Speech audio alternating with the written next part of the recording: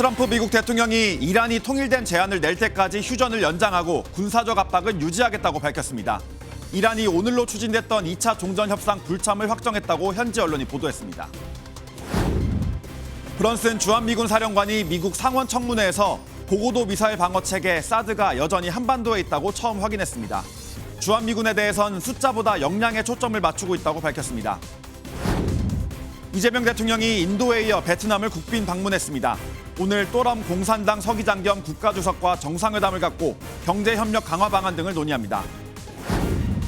코스피가 어제 6,388로 마감하며 사상 최고치를 기록했습니다.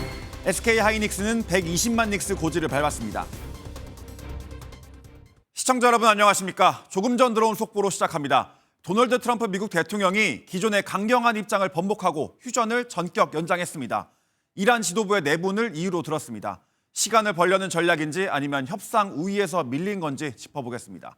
이런 가운데 이란도 현지 보도를 통해 이란 협상단이 2차 협상에 최종 불참하기로 했다고 전했습니다. 오늘 굿모닝 MBN 첫 소식은 강재묵 기자입니다. 트럼프 대통령이 이란과의 휴전이 끝나기 직전 또 한 번 휴전을 연장했습니다. 이란 지도부가 통일된 협상안을 내놓지 못하고 있다는 이유입니다. 트럼프 대통령은 SNS를 통해 이란 정부가 심각하게 분열돼 있다며 이란 지도부가 통일된 제안을 낼 때까지 공격을 중단해달라는 요청을 받았다고 설명했습니다. 미국과 이란의 협상을 중재하고 있는 파키스탄의 요청이 있었다는 설명입니다. 또한 이란 측의 제안이 어떤 식으로든 마무리될 때까지 휴전을 연장할 것이라며 휴전 시한을 정해두지 않았습니다. 앞서 추가적인 휴전 연장은 없을 것이라던 기존의 입장을 뒤집은 셈입니다. If it looks like things are progressing, will you not necessarily extend it to a definitive amount of time? Well, I don't want to do that. We don't have that much time. JD 벤스 부통령을 중심으로 한 미국 대표단도 아직 협상장으로 향하지 않은 것으로 알려졌습니다. AP통신은 미국 고위 관계자를 인용해 벤스 부통령의 파키스탄 방문 일정이 미뤄졌다고 전했고 CNN 역시 벤스 부통령의 파키스탄 출국 시점이 불확실하다고 전했습니다. 이런 가운데 이란 역시도 2차 협상에 불참하겠다는 최종 입장을 파키스탄을 통해 미국 측에 전달했다는 현지 보도가 나왔습니다. 다만 트럼프 대통령은 이란을 향한 해상 봉쇄는 계속될 것이며 그 외의 준비 태세도 지속될 것이라고 강조했습니다. MBN 뉴스 강재묵입니다. 이런 가운데 어제 미국 의회에서 청문회가 열렸는데 주목할 만한 발언이 나왔습니다. 중동 전쟁이 길어지면서 주한미군에 배치된 사드가 중동으로 반출됐다는 보도가 나왔었는데 브런슨 주한미군 사령관이 사드는 한반도에 있다고 공식 확인한 겁니다. 계속해서 최희지 기자입니다. 제이비어 브런슨 주한미군 사령관이 미국 상원 군사위원회 청문회에 출석했습니다. 청문회에서는 앞서 제기됐던 한반도 사드 반출과 관련된 질문이 이어졌고 브런슨 사령관은 이를 부인하는 답변을 내놨습니다. We've not moved any THAAD systems. So THAAD still remains on the peninsula currently. 지난달 미국 언론이 당국자들을 인용해 한국에 배치된 사드 시스템 일부를 중동으로 이동시키고 있다고 보도하며 안보 공백 우려가 나왔는데 이를 처음으로 공식 부인한 겁니다. 그러면서 탄약 이송을 위해 오산 기지로 사드 시스템을 이동시키는 과정에서 반출됐다는 소문이 퍼진 것 같다고 설명했습니다. 주한미군 현대화와 관련해서는 병력 규모보다 역량에 초점을 맞추고 있다고 밝혔습니다. In advancing American interest in the region, our forces in Korea are modernizing to address rapidly evolving strategic dilemmas.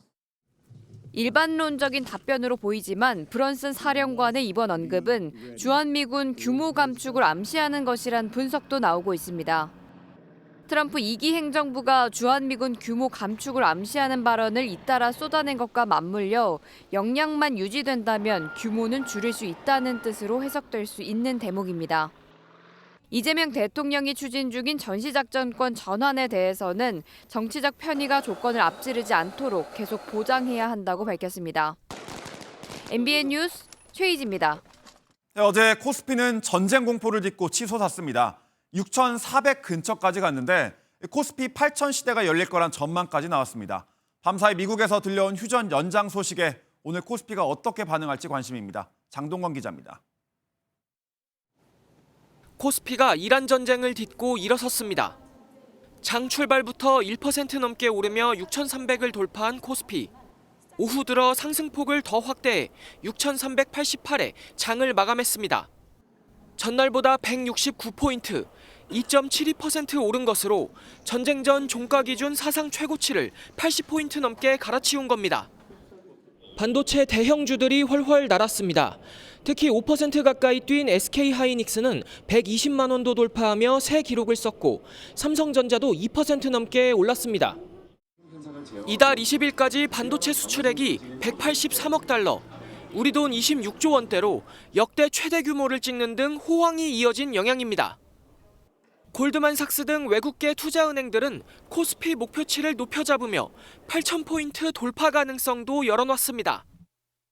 미국과 이란 전쟁에 대한 종전 기대감이 낙관적으로 형성돼 있고 이런 부분들이 외국인 투자 유입을 중심으로 외국인 투자자들이 1조 3천억 원 넘게 국내 주식을 사들였는데 이 영향으로 원달러 환율은 한 달여 만에 1,460원대까지 낮아졌습니다. 취임식을 가진 신현송 한국은행 총재는 신중하고 유연하게 통화 정책을 운영하겠다고 밝혔습니다. 원화의 국제적 위상을 높이고 외환 시장의 안정적 발전에 기여할 것입니다. 코스닥 지수도 장 중반 한때 마이너스로 돌아섰지만 이후 분위기를 회복하며 8거래일 연속 상승 마감했습니다. MBN 뉴스 장동건입니다. 이란 전쟁으로 국제 유가가 급등하면서 지난달 국내 생산자 물가가 약 4년 만에 가장 큰 폭으로 뛰었습니다. 한국은행은 지난달 생산자 물가 지수가 125.24로 2월과 비교해 1.6% 올랐다고 밝혔습니다. 생산자 물가 상승은 시차를 두고 소비자 물가 상승으로 이어질 전망입니다. 다음 소식입니다. 이재명 대통령이 인도에 이어 베트남을 국빈 방문했습니다. 오늘 또럼 서기장과의 정상회담에서 에너지 공급망 안정 등을 논의합니다. 베트남에서 송주영 기자가 보도합니다. 하노이 노이바이 국제공항에 도착한 이재명 대통령 부부가 공군 1호기에서 내려옵니다. 레드카펫에 좌우 흰색 정복을 입은 의장대가 도열해 있습니다. 극진한 환대를 받으며 이 대통령은 영접 나온 인사들과 일일이 악수합니다. 이번 방문은 또럼 서기장이 연임한 이후 첫 국빈 행사입니다. 3박 4일의 국빈 방문 일정은 오늘 동포 간담회를 시작으로 본격화합니다. 지난해 8월 한국에서 만난 또럼 서기장과도 8개월 만에 만납니다. 새 정부 들어서서 첫 번째 국빈 방문이십니다. 그만큼 우리가 베트남을 중히 여기고 있다는 점을 표현하고 있는 것 같습니다. 이번 정상회담 핵심 의제는 한국과 베트남의 전략적 경제협력 강화가 될 전망입니다. 2030년까지 양국 교역액 1,500억 달러를 달성하기로 하고 인프라, 원전 등 국가 발전의 핵심 분야에서 베트남과 호혜적 전략적 협력을 강화해 나가고자 합니다. 베트남이 희토류 등 자국 부국인 만큼 핵심 광물 협력 방안도 논의될 전망입니다. 이 대통령은 중동 전쟁으로 인한 글로벌 불확실성이 커진 만큼 에너지 공급망 안정 같은 경제안보 파트너십 구축에도 공을 들일 전망입니다. 하노이에서 MBN 뉴스 송주영입니다. 1주택자가 오래 보유한 주택을 팔면 투기가 아닌 실수요로 보고 양도소득세를 감면해주고 있습니다. 장기 보유 특별공제, 이른바 장특공인데 이재명 대통령이 SNS를 통해 폐지를 시사하면서 여야 공방이 거셉니다. 김민수 기자가 보도합니다. 이재명 대통령은 장특공 폐지는 실거주 1주택자에게 세금 폭탄이라는 국민의힘의 주장이 명백한 거짓 선동이라고 비판했습니다. 올해 소유했다는 이유로 양도소득세를 깎아달라고 주장할 이유가 없고 점진적으로 폐지하면 매물 잠김도 없을 거란 근거를 들었습니다. 국민의힘은 이 대통령이 보유한 분당 아파트를 1998년 3억 6천만 원에 취득해 지난해 29억 원에 양도했을 경우를 예로 들면서 세금 폭탄이 맞다고 반박했습니다. 현행 기준 양도소득세 약 9,300만 원 수준으로 추정됩니다. 그런데 장특공이 폐지되니까 세금이 6억 원을 넘어서 6배 이상 급증하게 됩니다. 또 오래 보유했다고 양도세를 깎아준다는 주장도 사실과 다르다고 지적했습니다. 현행 1주택자 장특공제는 보유공제와 거주공제 요건이 하나의 조항으로 결합된 구조입니다. 민주당은 장특공 폐지를 논의한 적이 없다고 진화하며 야당의 정치 공세라고 일축했습니다. 대통령의 게시글도 투기 목적으로 고가 주택을 장기 보유하는 투기자들에 대해 실거주자와 동일한 혜택을 제공하는 것이 타당한 것인가라고 하는 문제의식을. 하지만 국민의힘이 지방선거가 끝난 뒤에 정부 여당이 세금 폭탄 입법에 나설 것이라고 재차 반박에 나서면서 장특공 논란을 둘러싼 여야 간의 공방은 갈수록 커질 것으로 보입니다. MBN 뉴스 김민수입니다. 이재명 대통령의 측근으로 꼽히는 김용전 민주연구원 부원장이 재보궐선거 출마 의지를 거듭 밝히며 안산과 하남 등 구체적인 출마 지역까지 언급했습니다. 하지만 민주당 지도부는 김 전 부원장의 요청에 즉답을 피한 채 이광재 전 의원 띄우기에 나서고 있는데요. 신영빈 기자가 보도합니다. 김용전 민주연구원 부원장이 다시 한번 국회의원 재보궐선거 출마 의지를 드러냈습니다. 저는 좀 안산이나 아니면 하남 이 두 군데에서 당이 전략적으로 판단하는 기준에 따라서 결정해 주시면은. 지난 주말 정청래 더불어민주당 대표의 성남 모란시장 일정에 깜짝 등장한 데 이어 경기 안산갑과 하남갑이란 구체적인 출마지까지 언급한 겁니다. 특히 안산갑 출마를 선언한 김남국 대변인을 향해선 전략공천을 2번 받으면 특혜라며 견제구를 날렸는데 정청래 대표는 신중한 반응을 보였습니다.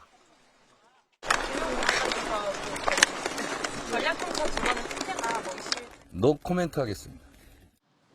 김 전 부원장의 공천에 말을 아끼고 있는 정 대표는 대신 강원지사 출마를 접고 우상호 후보에게 양보한 이광재 전 의원을 띄우며 전략공천을 공언한 상황.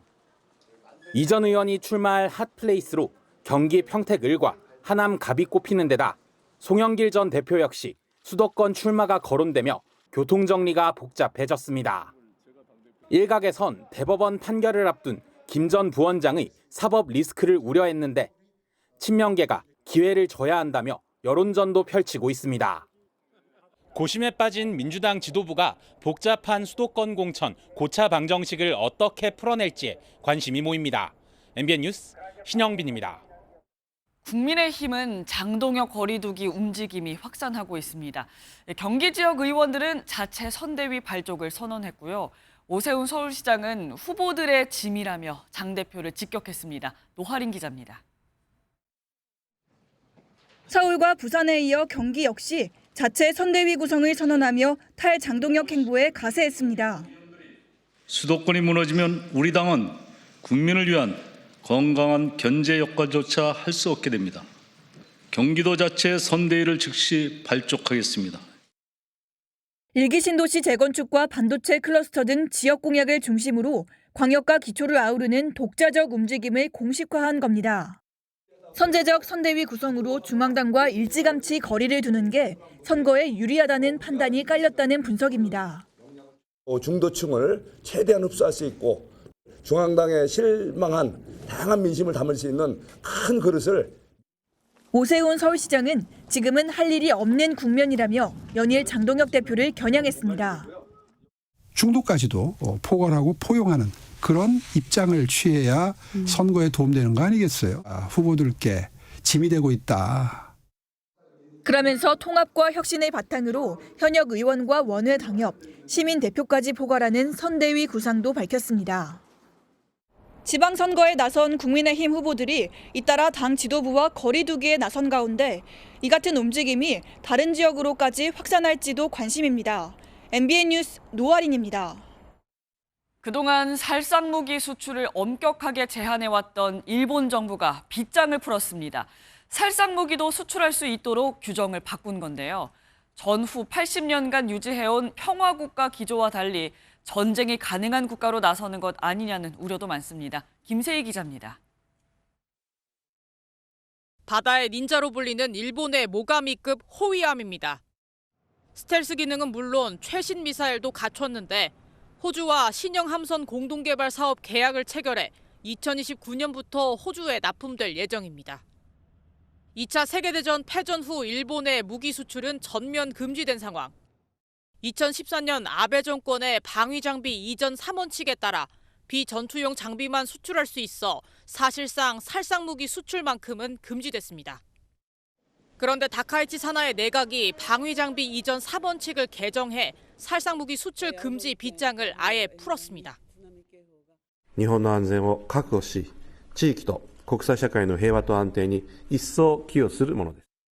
주변국을 의식하듯 다카이치 총리는 평화국가로서 기본 이념을 견지하는 데는 변함이 없다고 설명했습니다. 하지만 일각에서는 평화주의 안보 정책을 지키던 일본이 전쟁 가능한 국가로 변환하고자 하는 전환점이라는 분석이 나옵니다.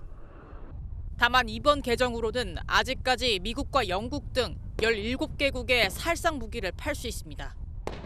이 가운데 다카이치 총리는 태평양 전쟁 A급 전범이 합사된 야스쿠니 신사에 공문을 보냈습니다. 외교부는 깊은 실망과 유감을 표하며 과거사에 대한 겸허한 성찰과 진정한 반성을 행동으로 보여줄 것을 촉구했습니다. MBN 뉴스 김세희입니다. 이 시각 주요 뉴스입니다. 트럼프 미국 대통령이 이란이 통일된 제안을 낼 때까지 휴전을 연장한다고 선언했습니다. 이란이 오늘로 추진됐던 2차 종전 협상 불참을 최종 확정했다고 현지 언론이 보도했습니다. 브런슨 주한 미군 사령관이 미국 상원 청문회에서 고고도 미사일 방어 체계 사드가 여전히 한반도에 있다고 처음으로 확인했습니다. 주한 미군에 대해서는 숫자보다 역량에 초점을 맞추고 있다고 강조했습니다. 랜덤 채팅 앱을 통해 미성년자와 성매매를 시도한 40대 육군 부사관이 경찰에 붙잡혔습니다. 미성년자 성매매 고발 방송을 진행하는 유튜버의 신고로 덜미가 잡혔습니다. 단독 보도합니다. 오늘도 전국 대부분 지역이 황사의 영향을 받겠습니다. 미세먼지 농도는 모든 권역이 나쁨 수준으로 예상됩니다. 잠시 후에 전해드립니다. 단독 보도로 이어갑니다. 육군 부사관이 미성년자와 성매매를 시도하다 경찰에 붙잡혔습니다. 미성년자 성매매 고발 방송을 하는 유튜버 신고로 덜미가 잡혔습니다. 이지율 기자의 단독 보도입니다. 깊은 밤 경기 고양시의 한 식당가에 순찰차가 도착합니다. 차량에서 내린 경찰들이 한 남성을 붙잡아 순찰차에 태우는 모습도 CCTV에 담겼습니다. 지난 18일 새벽 육군 소속 부사관 40대 A씨가 미성년자 B양과 성매매를 시도한 혐의로 경찰에 검거된 모습입니다. A씨는 랜덤 채팅 앱을 통해 B양과 대화를 나누다가 실제로 만난 것으로 조사됐습니다. 이후 차량에 태운 뒤 성매매를 시도한 것으로 전해졌습니다.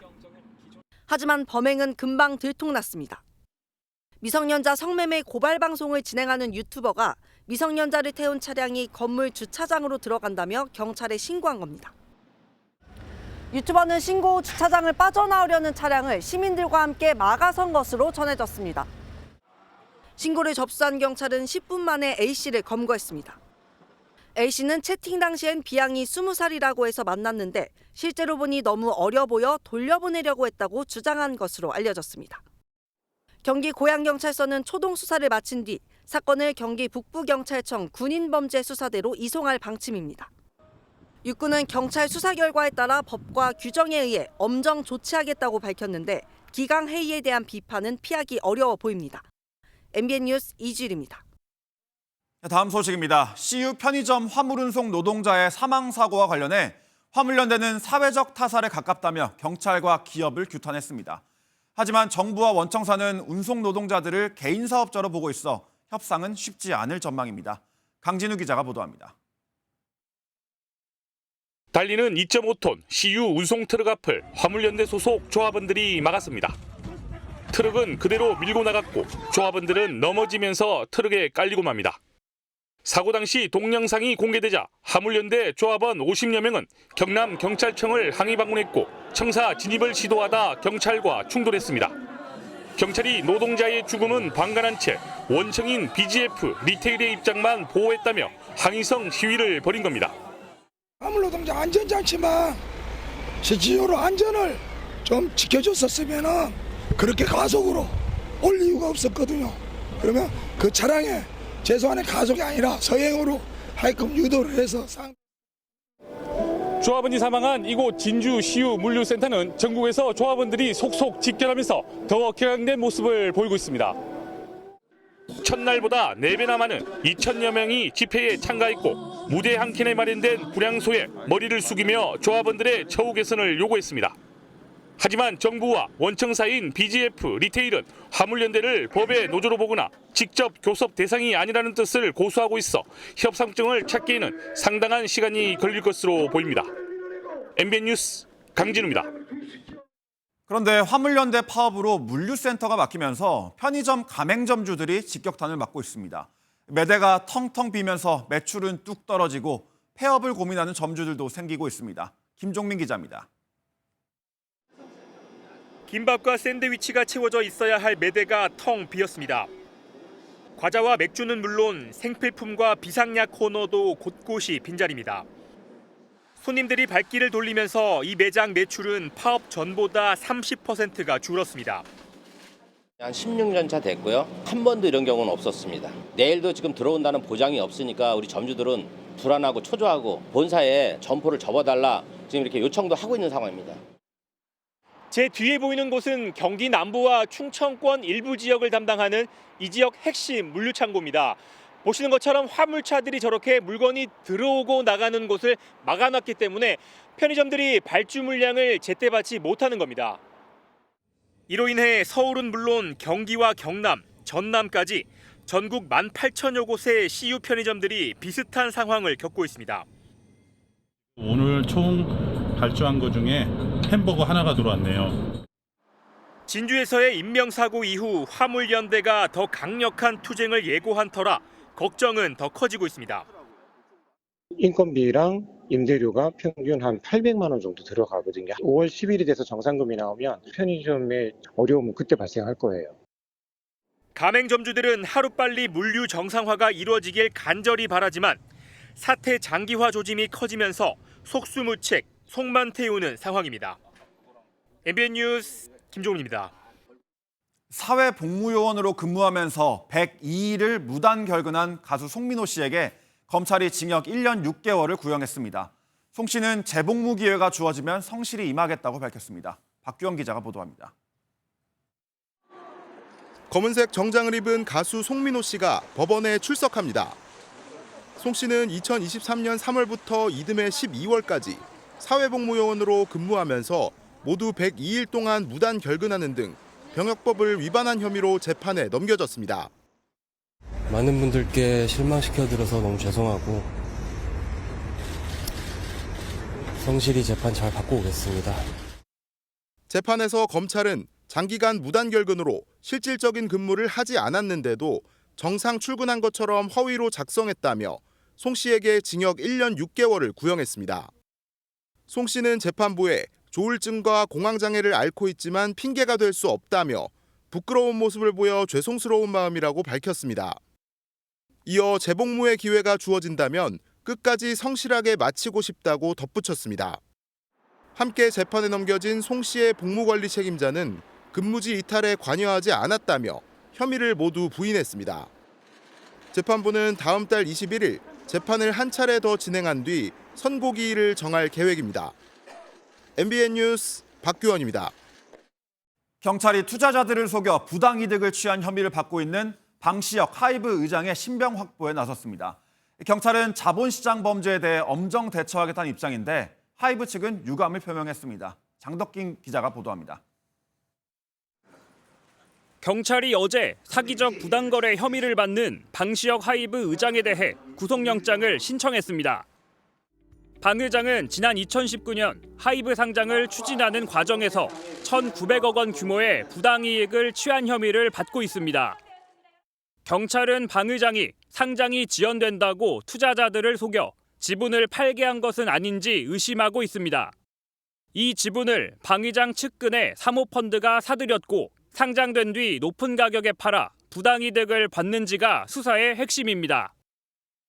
제 일로 인해 심려를 끼쳐드려 송구합니다. 오늘 조사에 성실히 임하겠습니다. 경찰은 지난 2024년 말쯤 관련 첩보를 입수하고 수사에 착수했습니다. 지난해 9월 첫 소환을 시작으로 모두 5차례 불러 조사했지만 수사는 결론이 나지 않았습니다. 또 주한 미국 대사관이 그룹 BTS 투어 등을 이유로 방 의장의 출국 금지를 풀어줄 것을 경찰에 요청한 사실이 알려지며 특혜 논란이 일기도 했습니다. 하지만 경찰이 처음으로 신병 확보에 나섰고 자본시장 범죄에 엄정 대응하겠다고 설명했습니다. 반면 하이브 측은 성실히 수사에 협조했지만 구속영장이 신청된 것이 유감이다라고 입장을 밝혔습니다. 방시혁 하이브 의장에 대한 구속영장이 신청되며 경찰 수사가 마무리 단계라는 관측이 제기됩니다. MBN 뉴스 장덕진입니다. 한반도에 최악의 황사가 덮치면서 어제 전국 하늘이 잿빛으로 변했죠. 오늘도 전국 대부분 지역이 황사의 영향을 받겠습니다. 미세먼지 농도는 모든 권역이 나쁨 수준을 보이겠는데요. 특히 미세먼지는 단순한 호흡기 문제를 넘어 전신 건강까지 위협할 수가 있어서 각별한 주의가 필요하겠습니다. 최하원 기자입니다. 평소라면 맑은 초록빛이 돌아야 할 석촌호수가 뿌연 먼지에 갇혔습니다. 시민들은 마스크를 얼굴에 밀착시켜 코와 입을 꽁꽁 가린 채 산책을 합니다. 한반도로 들어온 최악의 황사 영향으로 어제 서울을 비롯한 전국의 미세먼지 농도는 매우 나쁨 수준까지 치솟았습니다. 예년에 비해 가지고 좀 심하긴 해요, 아주. 목도 칼칼하고 이제 좀 숨도 차고 가렵고 그래요, 아주. 운동할 때 상당히 불편함을 느끼죠, 이제 그게. 이렇게 눈으로 확인할 수 있을 정도로 미세먼지가 쌓였습니다. 보건용 마스크를 착용하지 않으면 먼지에 그대로 노출됩니다. 미세먼지는 그동안 호흡기와 심혈관계 질환의 원인으로 알려져 왔습니다. 그런데 최근에서는 신체 정화 역할을 담당하는 핵심 기관인 신장의 기능에도 악영향을 미친다는 연구 결과가 나왔습니다. 미세먼지 농도가 세제곱미터당 10 마이크로그램 증가할 때마다 만성 신장 질환 발생 위험은 최대 21%, 신장 기능이 급격히 떨어지는 급성 신장 손상 입원 위험은 17% 높아졌습니다. 미세먼지가 혈류를 타고 퍼지며 염증과 산화 스트레스를 유발하고 신장의 정화 기능을 담당하는 세뇨관 손상으로 이어지기 때문입니다. 특히 고령자나 당뇨, 고혈압 환자는 더 취약합니다. 마스크를 안 하면 안 될 것 같아요. 탁한 공기 먹으면 목도 아프고, 네, 그렇죠. 결줄 같은 게 좀 생기고. 강한 염증 반응이 일어남으로써 이런 장기에 영향을 미칠 수 있게 됩니다. 면립선 비대증이라든지 갑상선 질환에도 큰 영향을 미친다라는 연구 결과가 있습니다. 최악의 황사는 오늘까지 이어질 것으로 보이는데 어린이와 노약자는 외출을 자제하고 외부 활동을 할 땐 마스크 착용과 함께 수분 섭취를 충분히 하는 것이 필요합니다. MBN 뉴스 최하원입니다. 네, 앞서 전해드린 대로 이재명 대통령이 오늘 베트남을 국빈 방문해 또럼 베트남 공산당 서기장을 8개월 만에 다시 만납니다. 한국과 베트남 두 나라는 오는 2030년까지 교역 규모를 약 220조 원까지 늘리며 협력을 확대해 나가기로 합의한 바가 있는데요. 이런 가운데 우리의 항공, 방산 기업들도 베트남을 거점으로 삼아 동남아 시장 공략에 속도를 내고 있습니다. 손성민 기자가 현장을 다녀왔습니다. 방독면을 쓴 작업자들이 손전등을 비춰가며 부품 표면을 살핍니다. 작은 틈새 하나까지 놓치지 않으려는 듯 꼼꼼하게 점검합니다. 정밀한 공정을 거쳐 완성되는 이 부품은 항공기 날개 끝에 장착되는 구조물 윙팁입니다. 국내 항공 방산 기업 KP항공산업이 베트남 다낭에 구축한 해외 생산 기지에서는 한 달에 4대의 윙팁이 만들어집니다. 한국에서는 구조물에 대한 기술 개발에 좀 더 주력을 하고 베트남에서는 좀 더 원가를 절감할 수 있는 형태의 생산, 공정 최적화에 집중하고 있습니다. 한국 기업의 베트남 투자는 꾸준히 확대돼 누적 투자액이 약 989억 달러에 달하는 것으로 집계됩니다. 이에 한국은 베트남의 누적 외국인 직접 투자 1위를 기록하고 있습니다. 또 지난해 양국 교역액 역시 130조 원을 넘어서며 중국, 미국과 함께 3대 교역국 지위를 유지했습니다. 이 같은 경제협력은 방산 분야로도 확장돼 베트남은 아세안 국가 가운데 처음으로 한국산 K9 자주포 도입을 확정한 바 있습니다. 단순 생산 기지를 넘어 전략적 요충지로 변모한 베트남. 이곳을 교두보 삼은 우리 항공 방산 기업들이 동남아 전역으로 뻗어갈 수 있을지 주목됩니다. 다낭에서 MBN 뉴스 손성민입니다. 어린이 보호구역, 이른바 스쿨존이 규제 개혁 대상으로 거론됐습니다. 대통령 직속기구 회의에서 학생이 없는 시간에도 자동차 속도 제한을 거는 건 세계적으로 유례가 없다는 주장이 나왔기 때문인데요. 사실인지 안병수 기자가 팩트체크했습니다. 최근 청와대에서 열린 규제합리화위원회에서 현재 24시간인 스쿨존 속도 규제 완화가 거론됐습니다. 일요일 날 새벽 2시 학교 앞에 30km로 가라고 그래놓고 초과하면 벌금 많이 때리는, 전 세계에 이런 나라 없잖아요. 다 학생이 있을 때만 속도를 낮추라고 그러지. 새벽 시간대의 학교 앞 도로, 이 스쿨존입니다. 이 보시는 것처럼 인적은 드물지만 연 500만 건의 과속 적발에는 이런 시간대의 적발도 포함이 되어 있습니다. 다만 스쿨존의 24시간 속도 제한은 한국만의 제도는 아니었습니다. 미국 뉴욕시는 주법과 우리나라의 민식이법과 닮은 세미해법을 통해 스쿨존을 24시간 단속하고 캐나다 일부 지역들도 상시 규제하거나 도입을 준비 중입니다. 이웃나라 일본은 학교 인근의 주거지역까지 묶어 차량 속도를 시속 30km로 제한하는 이른바 존 30을 운영하고 영국도 닮은 꼴 정책을 시행합니다. 다만 아직까지 전체적인 흐름은 상황에 맞춰 탄력적으로 운영하는 쪽에 가깝습니다. 실제 미국도 대다수의 주에서 아이들이 오가는 시간에만 규제를 적용하는 걸로 확인됩니다. 독일과 뉴질랜드 등도 등하교 시간대를 중심으로 단속이 이루어집니다. 반면 한국은 학교와 주거지역이 밀집해 있어 제도 개편에 신중해야 한다는 의견도 나옵니다. 우리나라는 밀도가 높다 보니까 사실 스쿨존이라고 지정은 돼 있지만 그 안에 거주하는 사람도 많고 교통 여건에 맞춰서 탄력적이고 맞춤형으로 적용하는 그런 것들이 좀 필요하겠다라는. 스쿨존의 24시간 속도 제한이 한국뿐이라는 건 대체로 거짓입니다. 규제 개혁과 주민 안전을 함께 따지는 세심한 정책 검토가 필요해 보입니다. 팩트체크 안병수입니다. 요즘 청약 통장을 유지할지 말지 고민하는 분들 많습니다.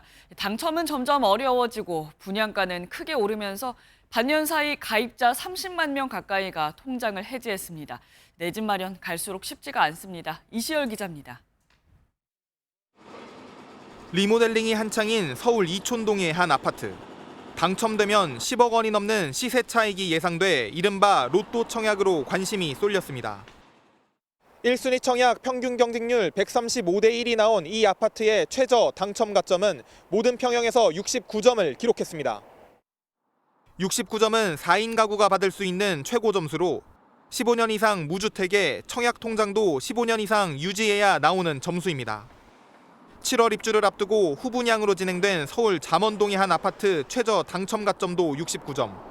6인 가족 기준 만점인 79점도 청약해 최고점을 기록했습니다. 3040 세대는 사실상 가점으로는 청약 당첨이 쉽지 않다는 얘기입니다. 당첨되기가 쉽지는 않죠. 특별 분양 받는 사람들이야 좀 유리한데 일반 사람들이 주택 있는 사람들은 당첨할 일이 거의 없어서. 당첨이 돼도 걱정입니다. 분양가는 뛰었는데 대출 규제로 한도가 줄어 서울에선 15억 원은 들고 있어야 소형이라도 잔금을 치를 수 있기 때문입니다. 갈수록 높아지는 문턱에 청약 통장 가입자 수는 6개월 만에 30만 명 가까이 줄었습니다. 한 5년간 10% 정도 청약자 수 감소가 있긴 했는데 고분양가가 반영된 결과이고 청약보다 매수로 빠지거나 아니면 청약 포기하거나. 인터넷 커뮤니티에서도 청약에 회의적인 분위기가 이어지고 있어 청약 통장 가입자는 당분간 갈수록 줄어들 것으로 예상됩니다. MBN 뉴스 이시열입니다.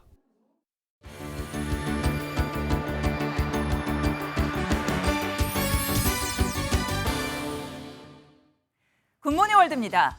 다양한 모양의 블록들로 빈 공간을 채우는 테트리스 게임, 모르는 사람이 없죠. 여기 세상에서 가장 거대한 테트리스 게임기가 등장했습니다. 무려 건물 하나를 통째로 쓰는 테트리스인데요.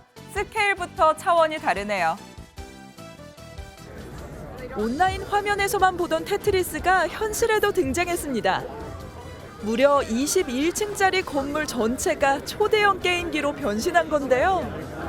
높은 곳에서 떨어지는 거대하고 선명한 블록. 세계 최상위 공대 MIT 학생들이 직접 기획한 프로젝트입니다. 건물 유리창마다 설치된 LED가 알록달록 블록을 만들어내고 참가자들은 실제 테트리스처럼 퍼즐을 직접 맞추는데요. MIT 학생들은 14년 전에도 이미 이 건물 외벽을 테트리스 화면으로 구현한 적이 있습니다. 이번엔 14년 전보다 확실히 한층 더 빠르고 정교해진 기술이 눈에 띄네요. 이 광경을 직접 본다면 소리부터 나올 것 같은데요. 한 케밥 식당에서 거대한 고기 뭉치가 쓰러져 버렸습니다. 무너지는 고기와 함께 직원들과 사장님 속까지 무너졌을 것 같네요. 수지꼬치에 고기가 층층이 쌓인 거대한 닭고기 더미. 고기 덩이를 위에서 아래로 자르는 도중 갑자기 중심이 무너져 버리는데요. 당황한 직원들은 닭고기 더미가 쓰러지지 않도록 붙잡아 보지만 500kg에 달하는 고기는 속절없이 넘어지고 말았습니다. 이집트의 한 되네르 케밥 식당에서 벌어진 일인데요. 되네르 케밥은 얇게 저민 고기를 겹겹이 쌓아 올린 뒤 불에 오랜 시간 돌려가며 구워 겉에 있는 고기부터 잘라 먹는 중동의 대중적인 음식입니다. 고기 더미가 쓰러지자 직원들은 망연자실한 상태로 잠시 굳어버렸는데요. 이날은 사장님도 직원들도 모두 힘든 날이었겠네요. 우크라이나가 러시아의 전쟁 자금줄을 조이려고 석유 시설을 집중 공격하고 있는데요. 그 여파로 러시아엔 정체불명의 검은 방울이 떨어져 구석구석 그 흔적이 남았습니다. 전쟁이 길어지면서 예상치 못한 피해만 생겨나고 있네요. 흰 파이프에 떨어져 있는 검은 방울. 손으로 슥 문질러 봤더니 검은 줄이 선명하게 남는데요. 승용차 위에도 검은 방울이 내려앉았습니다. 이게 뭔가 싶은데 다름 아닌 석유 방울입니다. 우크라이나의 공격으로 러시아 투합세 석유 시설이 타격을 입으면서 공중에 퍼진 석유가 빗방울처럼 떨어진 겁니다. 현지 당국은 주민들에게 외출을 자제하고 창문을 꼭 닫으라고 권고했는데요. 공기뿐 아니라 바다에도 약 1만 제곱미터 규모의 기름 유출이 확인됐다고 합니다. 애꿎은 피해만 키우는 전쟁, 당장 멈춰야 하지 않을까요? 지금까지 굿모닝 월드였습니다. 프로야구 삼성의 에이스 원태인이 경기 중 욕설을 했다는 논란에 대해 공개 사과했습니다. 그런데 누구한테 한 거냐는 질문엔 애매한 답을 내놨습니다. 권용범 기자입니다. 원아웃 주자 2, 3루. 삼성 투수 원태인이 땅볼 타구를 유도하자 이루수 류지혁이 홈 대신 1루로 던지며 타자를 아웃시킵니다. 그 사이 3루 주자가 홈을 밟아 원태인의 실점이 4점으로 늘었습니다. 그러자 원태인이 선배 류지혁을 보며 무언가 말을 내뱉었고 순간 류지혁의 표정이 굳습니다. 왜 홈 승부를 하지 않았는지 따지는 것처럼 보여 하극상 논란이 일었습니다. 팀 고참인 강민호가 SNS에 대신 해명글을 올리며 정수성 LG 3루 코치의 동작이 커서 하소연한 것이라고 진화에 나섰는데 이게 오히려 기름을 부었습니다. 대선배인 상대방 코치에게 욕해도 되는 거냐며 LG 팬들까지 들고 일어난 겁니다. 파장이 커지자 결국 원태인이 직접 사과했습니다.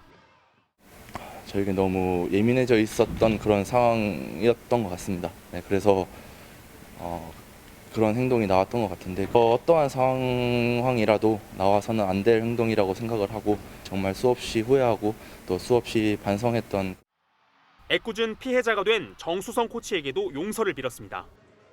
정수성 코치님께 정말 좀 죄송한 상황이 되어버렸는데 이제 그 부분에 대해서는 제가 정수성 코치님께 어제 직접 사과 전화를 드려서 삼성 키즈에서 삼성 황태자로 성장하며 팬들의 큰 사랑을 받았던 원태인. 이번 일을 계기로 더 성숙한 사람이 되겠다며 거듭 고개를 숙였습니다. MBN 뉴스 권용범입니다. 독일 수입차 브랜드가 새로운 전기차 공개 행사를 열었는데 그 무대로 전 세계 국가 중에 서울을 택했습니다. 한국이 글로벌 전기차 전쟁의 격전지가 되고 있습니다. 정설민 기자입니다. 포장마차와 노래방 등 서울 거리를 옮겨놓은 듯한 무대에 차량 한 대가 들어옵니다. 벤츠의 인기 차종 C클래스의 첫 번째 전기차 모델입니다. 이번 신차는 세계 최초로 서울에서 베일을 벗었는데요. 벤츠가 신차 공개 행사를 한국에서 가진 건 이번이 처음입니다. 벤츠의 세계 5위 시장이자 전기차로의 전환이 빠르게 이뤄지고 있는 곳이기 때문입니다. And Seoul mirrors this spirit perfectly, which is why we have chosen Seoul for tonight's spectacle.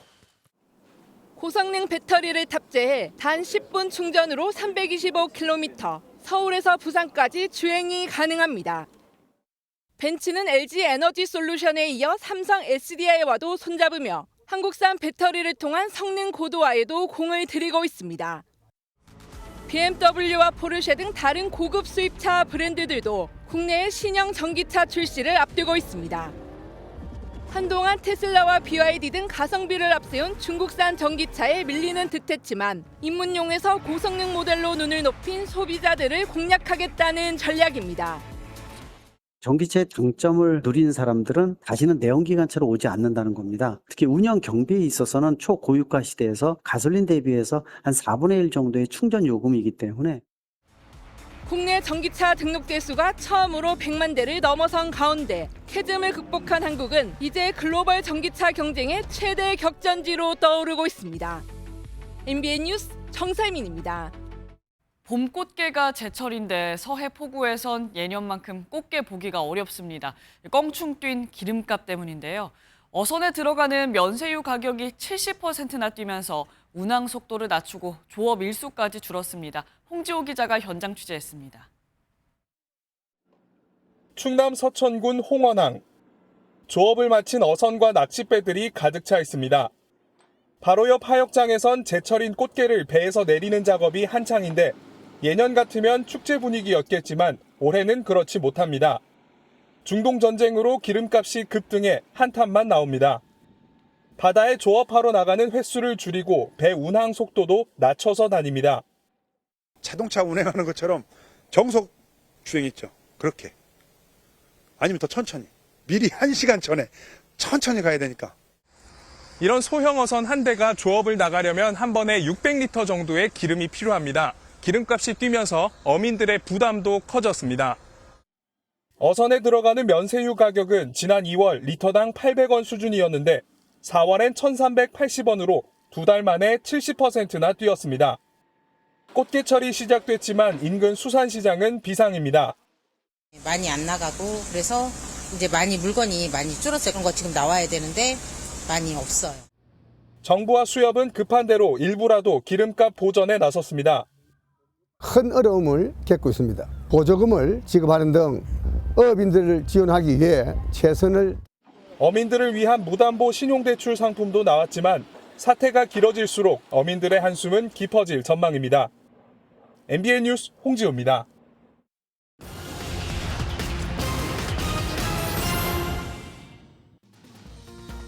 오늘의 경제 이슈들 키워드로 짚어보겠습니다. 이란 전쟁으로 인한 밥상 물가 부담이 커지자 정부가 특히 비싼 돼지고기를 할인 판매하기로 했습니다. 어제 기준 돼지고기 가격은 100g에 2,594원으로 1년 전보다 6.7% 올랐고요. 목살은 100g에 2,398원으로 7.6% 상승했는데요. 오늘부터 다음 달 말까지 열리는 이번 할인 행사는 전국 8개 대형마트와 온라인몰에서 최대 반값까지 저렴하게 판매합니다. 다주택자가 조정대상 지역에 보유한 주택에 대한 양도소득세 중과유예가 다가오는 5월 9일에 종료되는 내용이 어제 국무회의에서 의결됐습니다. 다만 정부는 토지거래 허가를 받기까지 시간이 걸린다는 점을 감안해서 오는 9일까지 토지거래 허가를 신청한 경우까지는 중과세율을 적용하지 않겠다고 단서를 달아 매도 여건을 완화했습니다. 서울 여의도 한복판에 농민 2만여 명이 상경해 버스 행렬만 2km에 달했습니다. 농민들이 모인 이후 정부가 추진 중인 농협법 개정안을 두고 단체 행동을 벌인 건데요.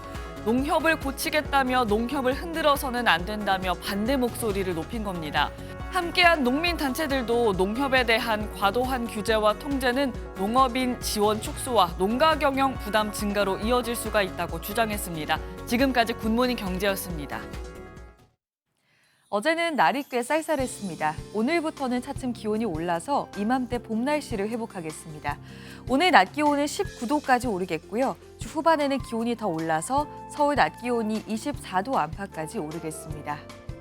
오늘은 전국 하늘 흐린 가운데 남부지방으로는 비가 내리겠습니다.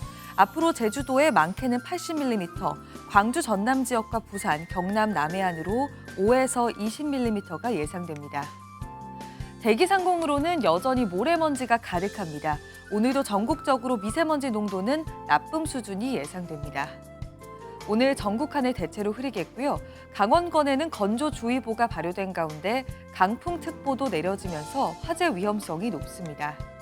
이 시각 현재 기온을 보면 서울은 10.1도, 대전이 10.9도, 부산은 15.1도를 가리키고 있습니다. 낮 기온은 중부지방이 서울이 19도로 어제와 비슷하겠지만 남부지방은 전주가 18도, 대구 17도 등 어제보다 5에서 10도가량 낮겠습니다. 당분간은 맑고 포근한 봄 날씨가 이어지겠습니다. 내셨습니다. 지방선거를 앞둔 여야 당대표의 행보가 엇갈리고 있습니다. 지역 민심은 현장을 뛰는 후보들이 누구보다 민감하게 느끼고 있을 겁니다. 그런 후보들에게 당대표가 환영받지 못하는 상황은 그 자체로 안타깝습니다. 선거까지 남은 기간 동안 어떻게 하느냐에 따라 40여일 뒤에 받아볼 성적표도 달라질 겁니다. 네, 오늘 저희가 준비한 소식은 여기까지입니다. 오늘도 건강하고 행복한 하루 보내시기 바랍니다. 고맙습니다.